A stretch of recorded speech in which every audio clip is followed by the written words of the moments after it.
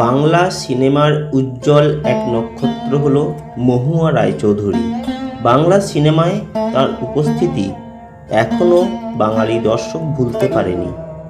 কিন্তু এই মহুয়া রায়চৌধুরীর মৃত্যু কোনো স্বাভাবিক মৃত্যু নয়।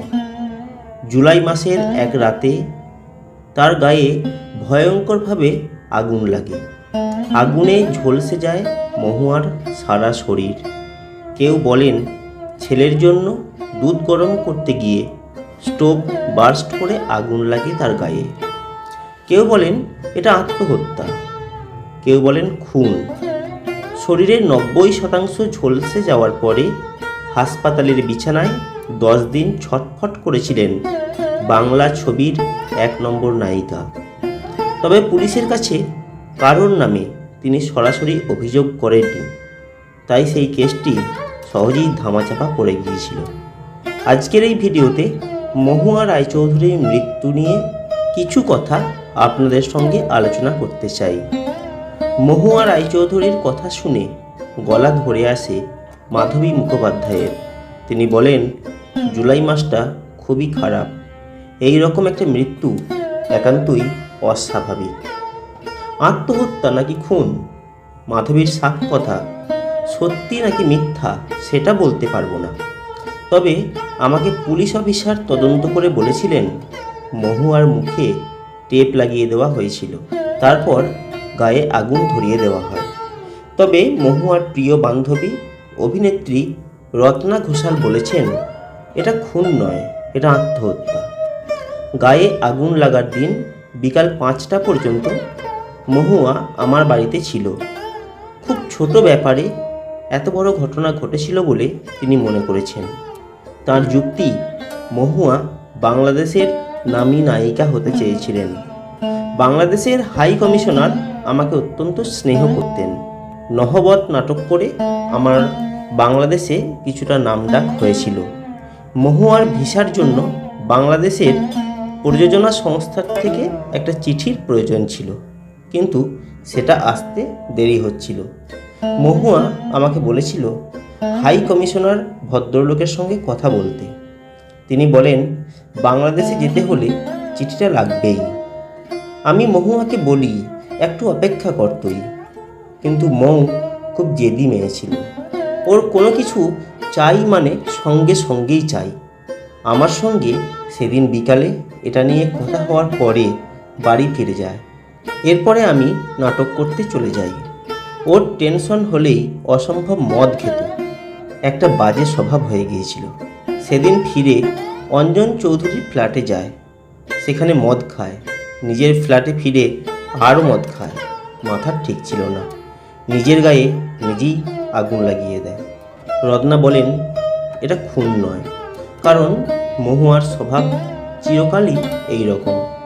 কিছু পেলাম না মানে বেঁচে থেকে লাভ নেই। দমদমের বাড়িতে গলায় দড়ি দিতে গিয়েছিল, তার দিদি দেখতে পেয়ে তাকে বাঁচায়। স্বামী তিলক চক্রবর্তীর সঙ্গে ঝগড়া হলে খুর দিয়ে হাত কেটে আমার কাছে আসতো। হাত দিয়ে তখন রক্ত ঝরতো। আমি বলতাম ওগুলো কী করিস? রত্নার কথার সমর্থন পাওয়া যায় মহুয়ার সহ অভিনেত্রী দেবশ্রী রায়ের ভাবনায়। দেবশ্রী বলেছেন ওর মধ্যে বরাবর একটা চাপা কষ্ট আছে, সেটা আমি দেখেছি। আবার মহুয়া যাকে মায়ের মতো মনে করতেন, সেই মাধবীর বিশ্বাস মহুয়ার পরিবারের মধ্যে তার শত্রু ছিল। স্বামী নাকি শ্বশুরবাড়ির অন্য কেউ। স্বামী নির্দোষ, শ্বশুর এবং আরেকজন মহুয়া কাকা বলে ডাকত, তাই মনে হয়। তবে আমি ভুলও হতে পারি, এই কথা বলেছেন মাধবী। অনেকের ধারণা মহুয়া আত্মহত্যা করেছিলেন, আর তাই শুনে মাধবীর প্রতিক্রিয়া, আত্মহত্যা হলে গায়ে আগুন লাগাবে সামনে দিয়ে, পিছন দিয়ে লাগাবে না। আমাদের কারোর 10টা হাত নেই। তবে রত্না দাবি করেছেন মহুয়া নিজেই তাকে বলেছিল যে তিনি আত্মহত্যার চেষ্টা করবেন। তার বক্তব্য, তিলক অর্থাৎ তার স্বামী রাত 2টোর সময় আমাকে খবর দেয়। ক্যালকাটা হসপিটালে মহুয়াকে ভর্তি করার পরদিন বাংলাদেশের চিঠিটা এসেছিল। আমি মৌকে গিয়ে বললাম কেন করলি এরকম? মহুয়া বলে কেন করেছি তুই জানিস না? মদ খেলে মৌ অন্য মানুষ হয়ে যেত। তখন যে কী করবে তার কোনো ঠিক ছিল না। পরদিন সকালে আবার ঠিক আগের মতো হয়ে যেত। এমনিতে খুবই ভালো মানুষ ছিল। মহুয়ার এই জেদের পিছনে কি অন্য কোনো প্রেমের সম্পর্কের ইন্ধন ছিল? রত্নার উত্তর, শিল্পী মাত্রই প্রেম ভালোবাসা থাকে, আর শিল্পীদের মনে সবসময় কষ্ট থাকে। যতই অর্জন করে ফেলুক মনে হয় কি যেন পেলাম না।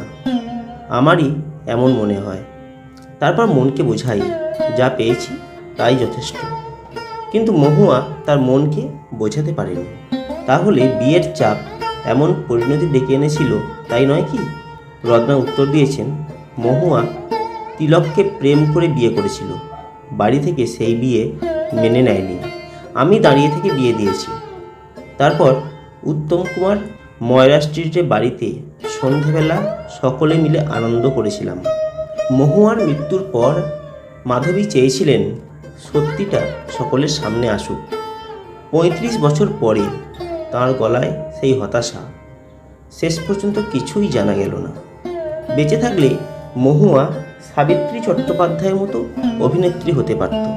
একটু থমকে মাধবী স্বীকারোক্তি করে বলেন, সব কথা বলা যায় না, তাই কিছু কথা বলতে পারলাম না।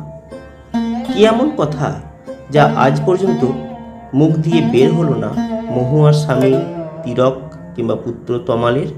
এই হলো মহুয়া রায়চৌধুরীর মৃত্যু সম্পর্কে বিভিন্ন মানুষের কিছু মতামত এবং সেই সম্পর্কে ছোট্ট একটি ভিডিও। বন্ধুরা, আজকের এই ভিডিওটি কেমন লাগলো কমেন্ট করে জানাবেন। যদি ভালো লাগে লাইক করবেন, শেয়ার করবেন, আর অবশ্যই এই চ্যানেলটিকে সাবস্ক্রাইব করবেন।